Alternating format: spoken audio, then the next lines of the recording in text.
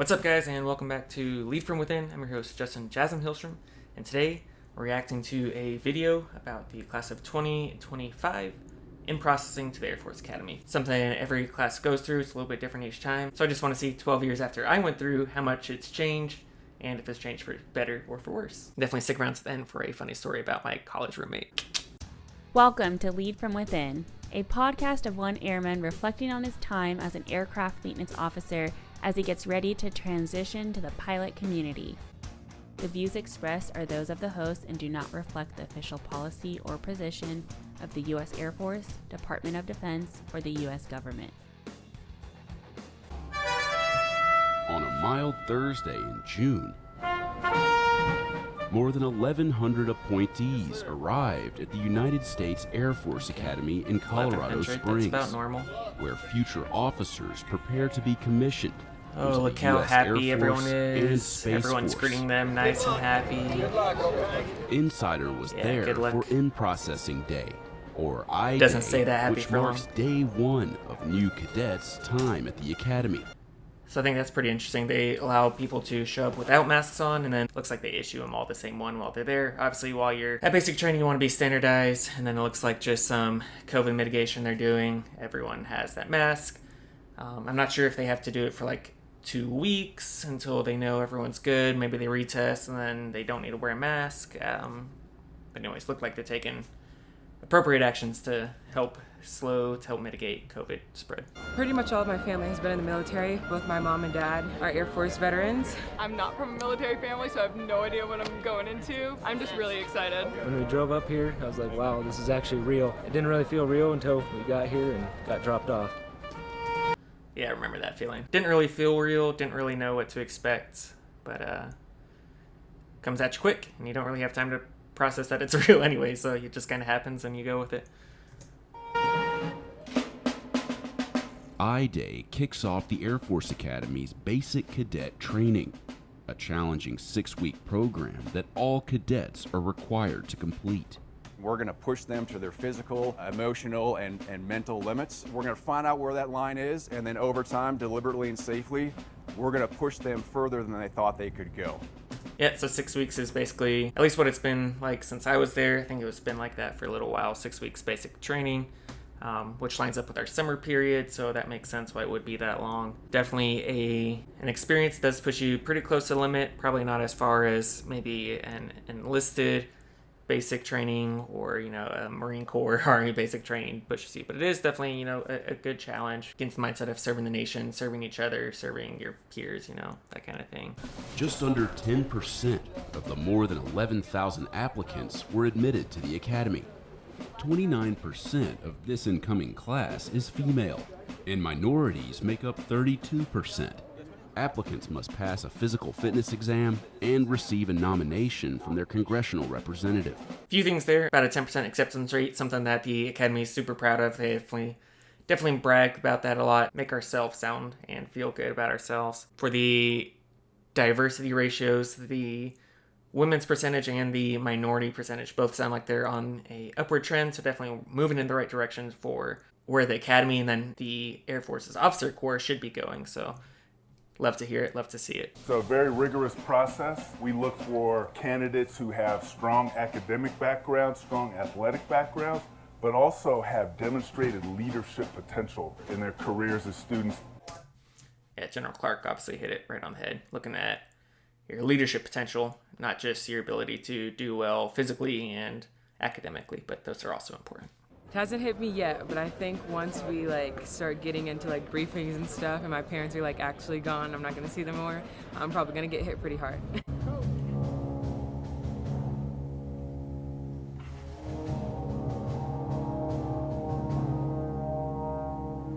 Jen, yes sir, you're on your own.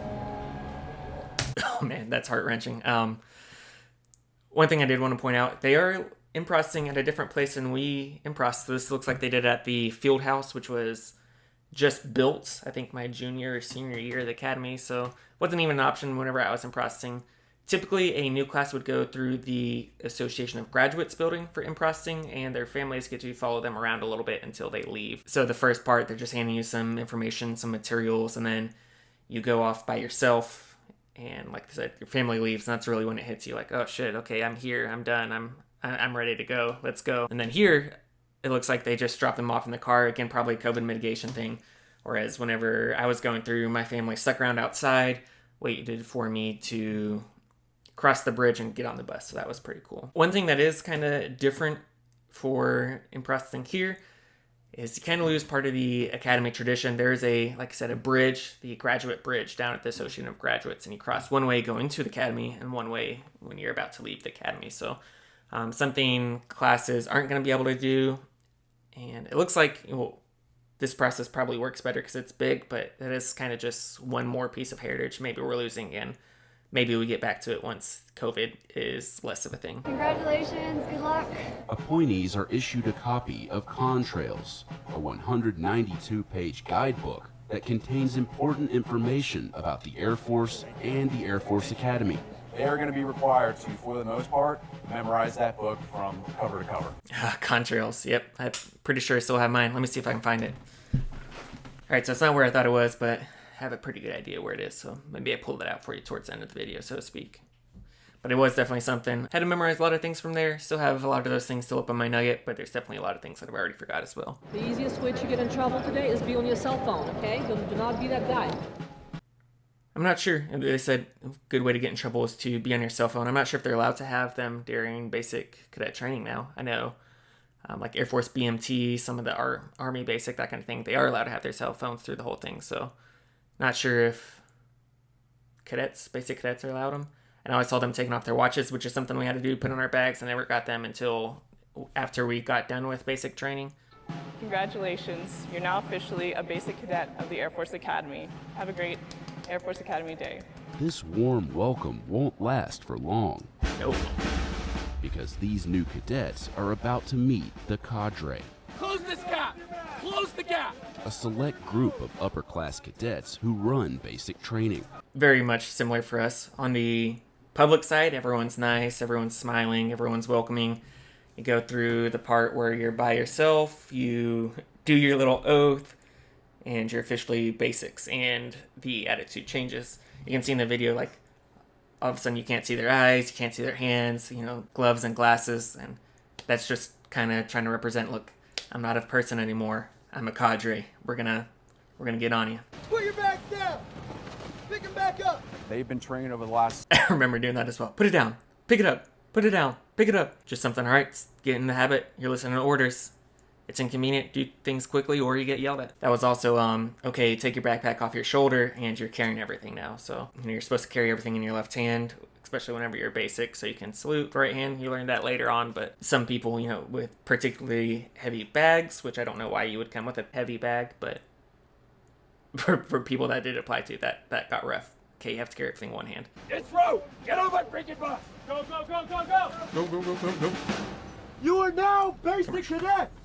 Welcome to the United States Air Force Academy. I'm glad they still do the bus since the field house and the gym aren't as far away from the cadet area as the Associated Graduates, but this is a big part of your welcome to the academy. This is basically the transition into the basic cadet status, and the speech is, something the people that are giving it take a lot of pride in. People memorize it, have to give it, and then something I still remember to this day about sitting on that bus and that first feeling of, okay, here's basic. We're starting. It's here the cadets learn the 7 basic responses.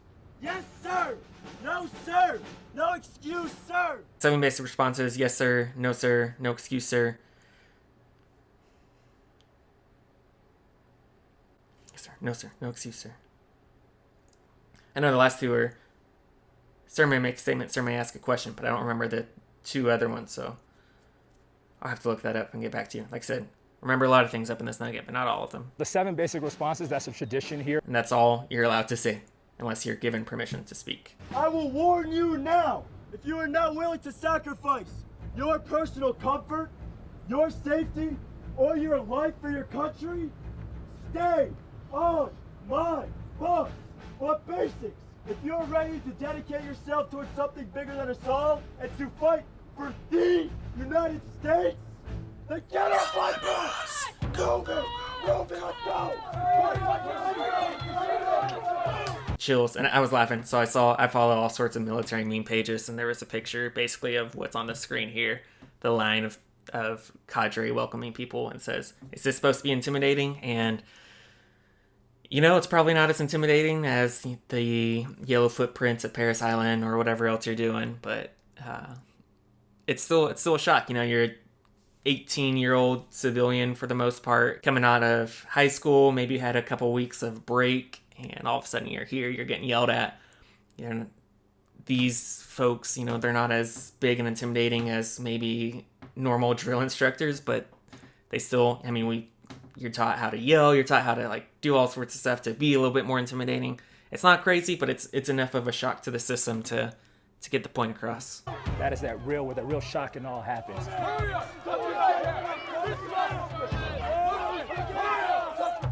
There's a lot of command voice. It's very loud, but there's a lot of kind of teaching going on at the moment, but also kind of demanding that they respond and that they listen. When you exited that bus, you took the first step that every member of the long blue line has taken. Do not disappoint those that came before you. The new cadets stand on silver footprints, so just like my class, every 4 years you rotate through different colors. My class was silver, their class was also silver. It's kind of similar to the yellow footprints, like I said, at Paris Island. A little bit different, but this is where it becomes very, very obvious that you're now a basic cadet. Gray footprints, which are used to teach They're silver, them not how gray. to stand at the position of attention, and the cadre ensures that they learn quickly. Andre! This is the best part. Okay, you just learned 7 basic responses. Here's how you stand at the position of attention. Don't know what any of that means, but you're about to learn today.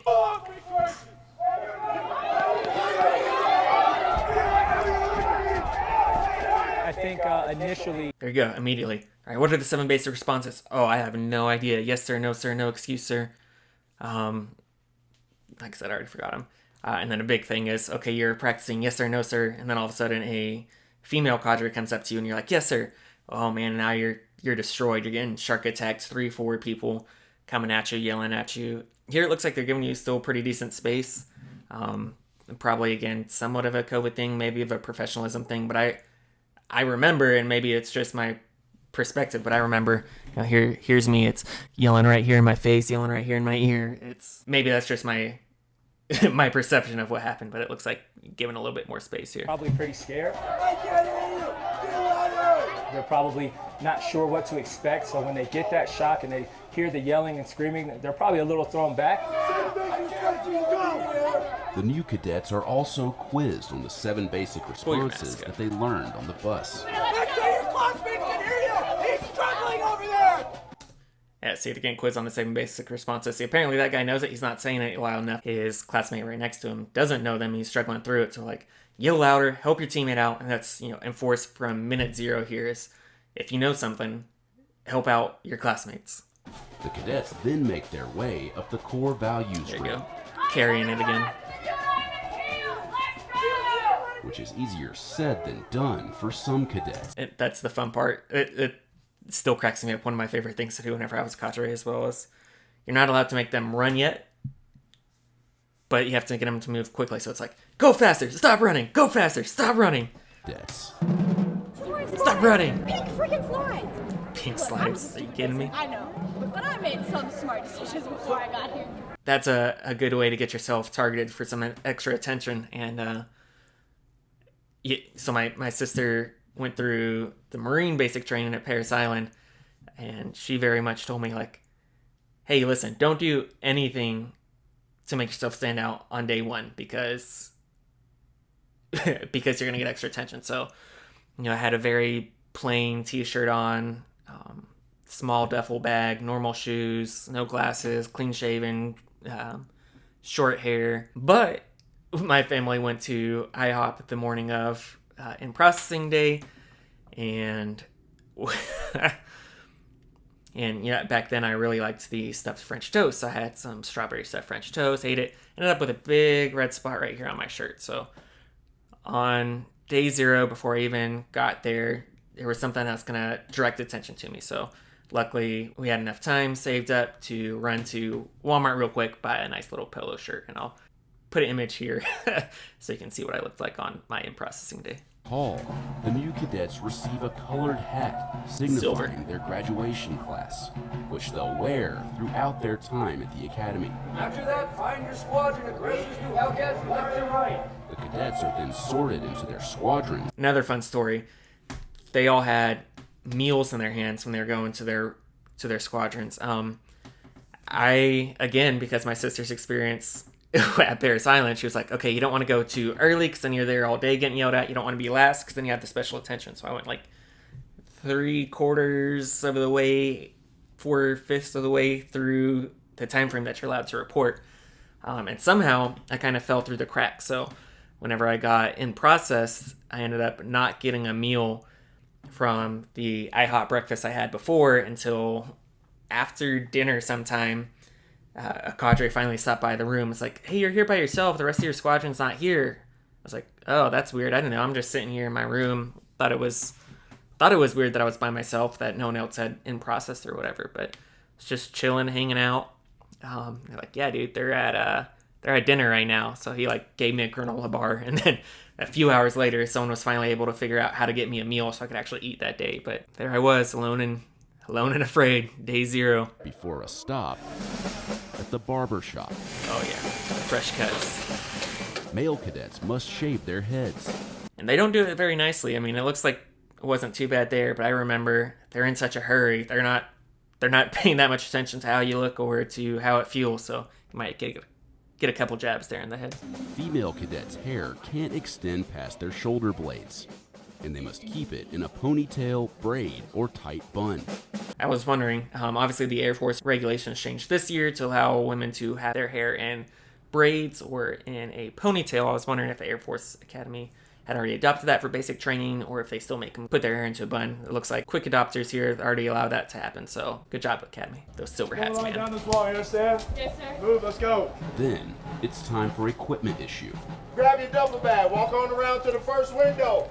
Cadets receive everything they'll need for basic training, including PT. That's crazy to me. They're wearing their bags on their back. They're doing what they're supposed to do with the bags, but again, we had to carry everything in our hands, and it was definitely a pain.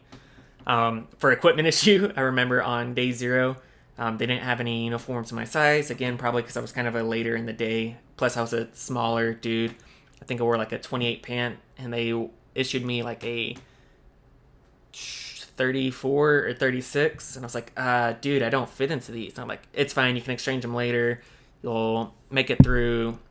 And I didn't want to bring anything up when I was in basics. I was scared, man. It's intimidating, but made it through. Didn't really bother me that much until later in the academy. You have to do water survival, so you have to swim in your uniform without a belt on, that kind of thing, and trying to keep a well oversized pants on while you're swimming without a belt. That was when I finally decided to buy my own uniform pants. Tuition at the Air Force Academy is free, but cadets commit to 5 years of active duty service after graduation. While at the academy, cadets receive a salary of about $1,200 per month. Hurry up! Yep, so tuition's free. You do have to commit to 5 years after graduation, baseline, and then there are other things that can make that commitment longer. For instance, if you go through pilot training, you have to commit to 10 years after you graduate. So instead of just 5 years, that puts you at typically around 11 to 12 years at least after you graduate from the academy. And then they did mention you receive a stipend while you're there. They said about $1,200 a month, but you probably don't receive all of that. I know some months I got like 40 cents, and it's because all these uniforms they're issuing you, all the books, the laptop, you have to pay it back. So they take it out of your paycheck, and they don't always do the best job at leveling that out. And I'm pretty sure it's because they want to get the money from you while you're still here in case you quit or that kind of thing. But that said, everything is covered, so you don't really need the money per se. There are extenuating circumstances. Some people have to take care of their family back home and pay your own phone bill, that kind of thing. So you have typically enough for that, but it's definitely more than enough, and you shouldn't feel bad if you receive like 4 cents. I think someone even got like a negative paycheck at some point. So not only did they not get paid what they were supposed to get paid, got taken out of their next paycheck as well. So don't expect to have that $1,200 every month. The new cadets pack all of their gear into their duffel bags and head to their dorm rooms. to prepare for 6 challenging weeks of basic training. Those boots and the shorts. I-Day starts their journey for 4 years into the rest of their lives. The change that we hope. See, Tastes Like Freedom, that's a kind of shirt that you probably don't want to wear on your I-Day. To see, and that we usually do see, is their change as leaders of character. People who are ready to live honorably, but also ready to lift others, lift their teammates, their wingmen to be their best possible selves. If we get that from our cadets as they leave and go on to serve our country, then we will consider ourselves successful. All right, so funny story time. So my collegiate roommate, the guy that I roomed with at the academy, was a NCAA wrestler, and he was recruited to the academy to go wrestle there. However, he wasn't really aware of what going to the academy really meant. So he wasn't aware like the extent of what basic cadet training was, whether that was from his recruiters, his lack of research, his just misunderstanding. Somewhere along the way, he had the idea that the basic cadet training was somewhat more of a summer camp. Camp Rock! Camp Rock!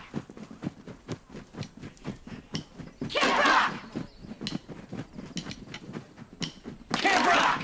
Instead of a military basic training. So when he got here on day one on I-Day, he had a little bit of a freak out. Decided he didn't want to be a basic, didn't want to go to the zoo, and instead of walking around with the class, staying in his room like he was supposed to, he escaped essentially and was running around trying to figure out how to get out, because it is completely fenced in to keep us and the and the public safe. So he's out wandering around just trying to find an exit, trying to figure out a way to escape without getting yelled at.